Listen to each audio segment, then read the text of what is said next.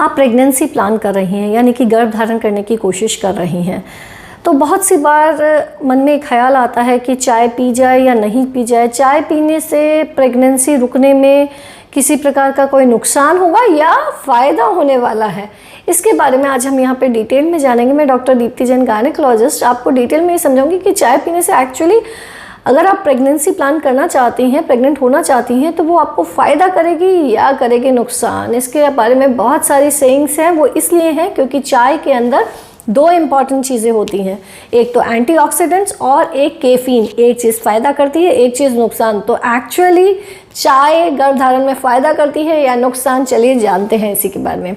चाय देखिए usually grossly commonly use की जाने वाली चायों में मेनली जो हम मसाला चाय हिंदुस्तानी पीते हैं, ब्लैक टी। ब्लैक टी के अंदर हम दूध भी डाल देते हैं, इसलिए वो नॉर्मल हमारी चाय बन जाती है। और दूसरी चाय जो यूज़ की जाती है वो है ग्रीन टी। दोनों के ही कंपोजिशंस के अंदर थोड़ा थोड़ा दोनों के अंदर फ़र्क है, यानी कि कैफीन की मात्रा जहां एक हम जो नॉर्मल मसाला चाय या इंडियन चाय पीते हैं एक कप के अंदर, उसके अंदर कैफीन की मात्रा लगभग 40 मिलीग्राम होती है। ग्रीन टी के अंदर यही जो कैफीन की मात्रा है वह लगभग 20 मिलीग्राम होती है और एक कप कॉफ़ी के अंदर कैफीन की मात्रा लगभग 135 मिलीग्राम होती है। तो ये तो हुआ इनका कैफीन का अमाउंट। अब क्या कैफीन गर्भधारण में नुकसान करता है या फ़ायदा करता है? एक और इम्पॉर्टेंट चीज़ है कि चाय के अंदर एंटीऑक्सीडेंट्स बहुत अच्छे से होते हैं। ग्रीन टी के अंदर तो काफ़ी अच्छे पॉलीफिनॉल्स होते हैं, जिसके कारण ग्रीन टी के बारे में बहुत से लोग ग्रीन टी ले रहे होते हैं। कुछ लोग पतले होने के लिए ले रहे होते हैं, कुछ लोगों को पसंद होती है इसलिए ले रहे होते हैं। तो सबसे पहले मैं ये क्लियर कर देती हूँ कि ग्रीन टी डेफिनेटली गर्भधारण में आपको मदद ही करेगी। उसके अंदर जो एंटीऑक्सीडेंट्स हैं, जो पॉलीफिनॉल्स हैं, वह आपको गर्भधारण में डेफिनेटली हेल्प करेंगे। तो आप दिन की 1 से 2 ग्रीन टी आराम से 1-2 कप ग्रीन टी आराम से लीजिए।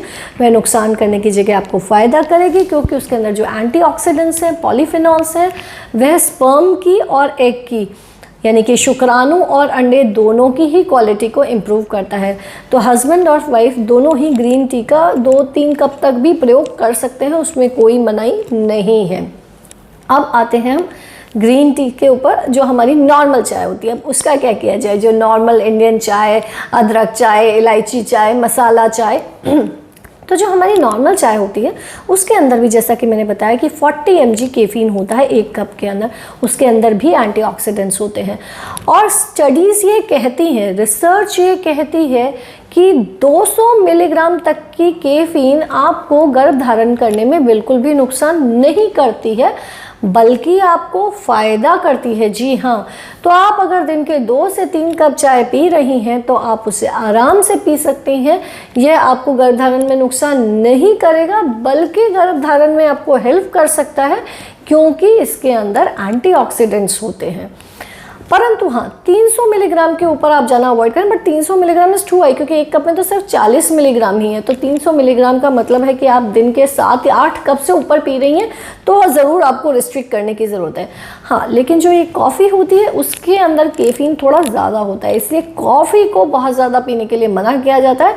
परंतु ग्रीन टी तो डेफिनेटली फ़ायदा करती ही करती है। ब्लैक टी पिए 2-3 कप, तो मैं 200 मिलीग्राम तक तो मैं बहुत सेफ बोल रही हूँ, जबकि एक कप में सिर्फ 40 mg है। तो आप अगर 2-3 कप नॉर्मल अपनी इंडियन देसी मसाला चाय ले रही हैं तो वो भी आराम से निश्चिंत होकर लें, बल्कि ये मान के लें कि वो आपको हेल्प करने वाला है, नुकसान नहीं करेगा।